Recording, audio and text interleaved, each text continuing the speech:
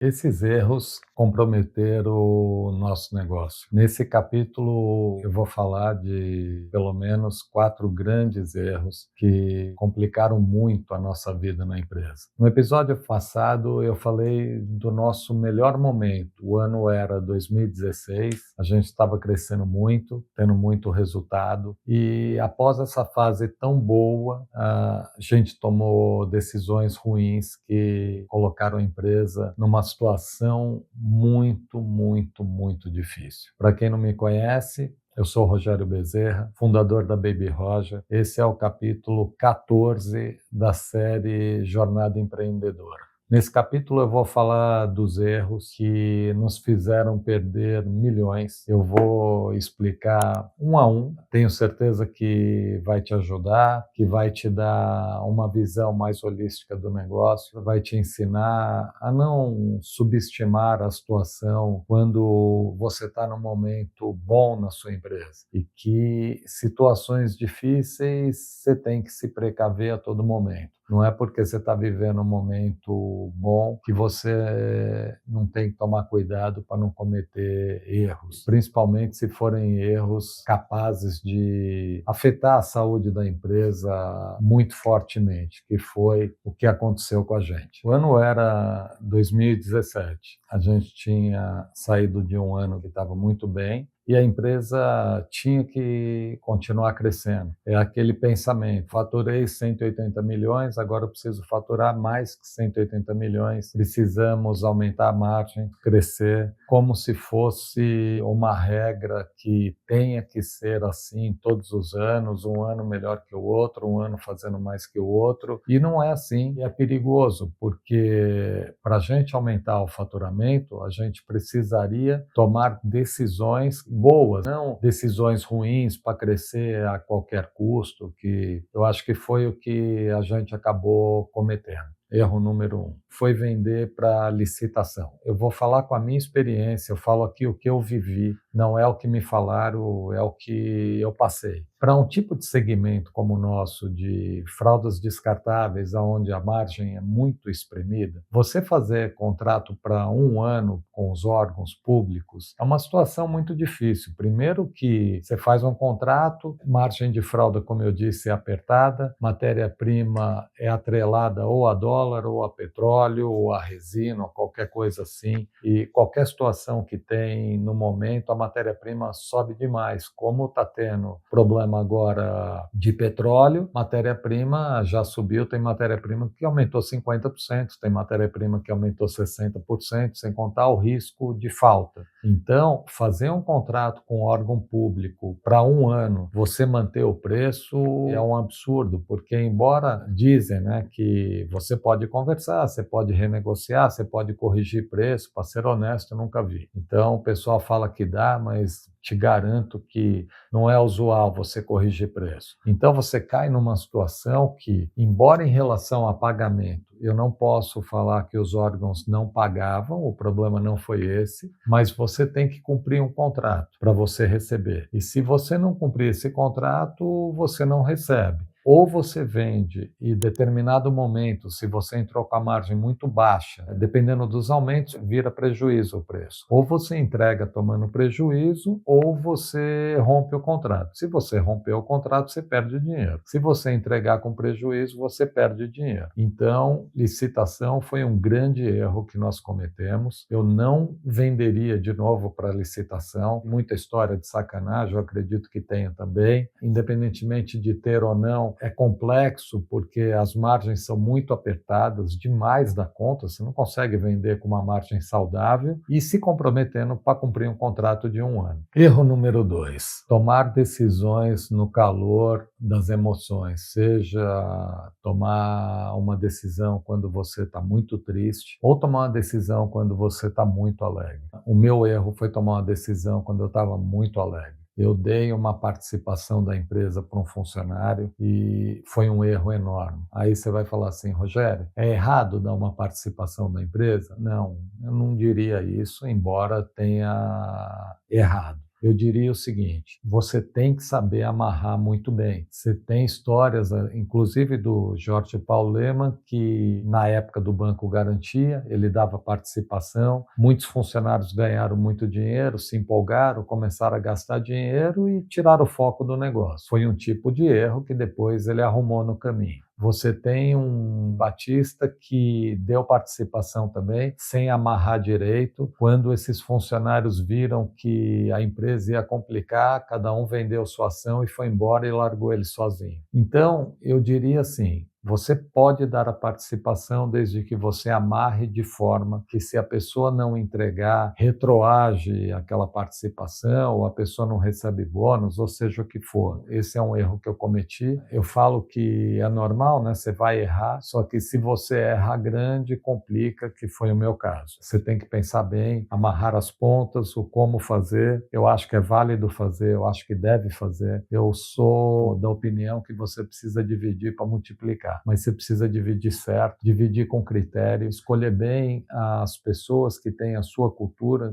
porque você tem que entender que você começa um negócio do nada e você cresce. E muitas vezes a pessoa entra ali, ela já sai do degrau 10. Então, pode ser que ela não tenha a noção e o carinho e o amor que você tem, que você construiu um negócio. Então, já que você pode ser que você não tenha esses valores na pessoa, você precisa ter os valores amarrados num papel de forma que te proteja, para você não cometer esse tipo de erro. Pode custar muito caro. Terceiro grande erro que nós cometemos. Como eu disse, a gente tinha vindo de um ano maravilhoso, a gente estava com caixa da empresa muito forte e a gente precisava continuar investindo, como sempre investiu, melhorar equipamentos, a produção, fralda, como eu disse, a margem é muito baixa, você precisa ganhar na escala. E para ganhar na escala, você precisa entregar mais, produzir mais, cada vez mais rápido e com mais eficiência. E o único jeito de você produzir mais e com mais eficiência é com equipamentos. E a gente precisava investir em embaladoras. Na época, as máquinas produziam em média 300 fraldas por minuto. Só que a parte do empacotamento, as meninas na frente seguravam a embalagem, a fralda entrava, fechava o pacote e ia produzindo. Só que, mesmo assim, por mais que viesse contada, separada, tinha um processo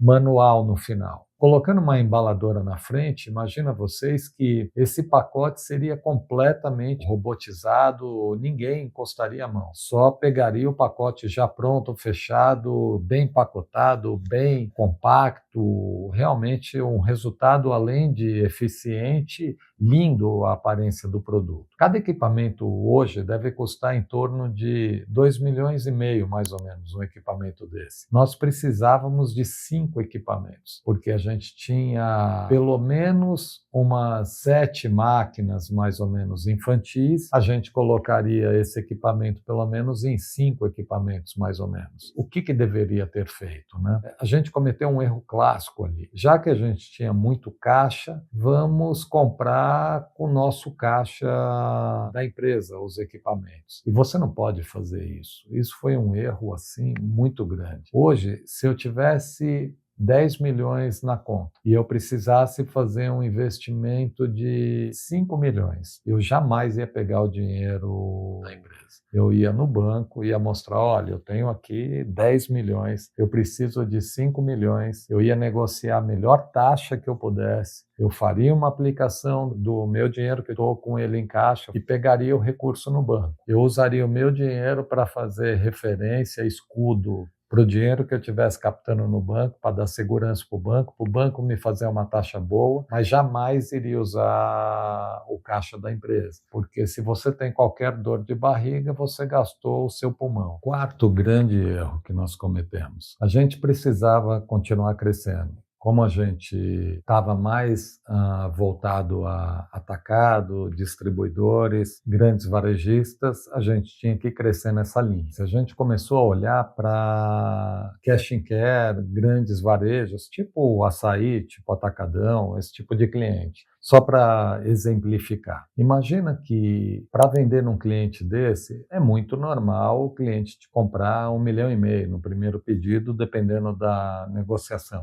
Imagina que o cliente te peça 30% do pedido bonificado. Então você vai vender 1,5 milhão de reais, você vai dar 500 mil para ele bonificado. Dependendo do cliente, se não tiver isso bem amarrado, o cliente vai te comprar 1,5 milhão e se não girar bem, a reposição ele vai te comprar 100 mil reais e você deu 500 mil bonificado. Então a gente abriu muitos clientes grandes com bonificação muito alta. Em algum erro na negociação, a gente não amarrou isso direito e a gente já não era pequeno. E o cliente não fez a parte dele, a gente sangrou demais o caixa da empresa com essas bonificações e acabou comprometendo muito a margem do produto. E aí, quando você trabalha com uma margem baixa, um erro desse é crucial para comer o resultado inteiro. Aprendizados desse capítulo, né? Jamais tome uma grande decisão se você estiver muito feliz ou se você estiver muito triste. Leve a situação para o travesseiro, durma tranquilo, pense por uns dias. Ninguém é obrigado a decidir as coisas na hora e normalmente todas as decisões que eu tive que tomar no calor da emoção, ou por estar muito feliz, ou por estar me sentindo pressionado, uma dívida, uma cobrança, ou seja lá o que for, foram decisões ruins contra a gente que nos fizeram perder muito dinheiro. Não cresça a qualquer custo. Acho que crescer é importante, mas da forma certa. Se não der para crescer da forma certa, fique do tamanho que está. Não use o caixa da empresa. Se você tem dinheiro no caixa, use o dinheiro do banco. Negocie melhor no banco e baixe o máximo possível a taxa, de forma que a diferença entre a sua aplicação e o que você está captando no banco seja irrisória, mas sai mais barato pagar essa diferença do que usar o caixa da empresa. E caso você for, de algum jeito, fazer um partnership, dar uma participação da empresa ou dar uma participação no resultado, seja o que for, converse com pessoas que já fizeram isso e que tem janela sobre esse assunto que vai te orientar para que você não cometa erros de principiantes em relação a quem quer fazer isso. Não cometa esses erros. A empresa tinha acabado de viver o melhor momento da história da empresa. 4 erros bem tomados no timing certo para o erro complicou totalmente a empresa. Tirou a empresa do auge para colocar numa situação extremamente complicada. Não subestime os detalhes, é o que eu digo. Ninguém tropeça numa montanha. No nosso caso, bastaram 4 erros. No próximo episódio, eu vou falar das consequências que esses 4 erros nos levaram.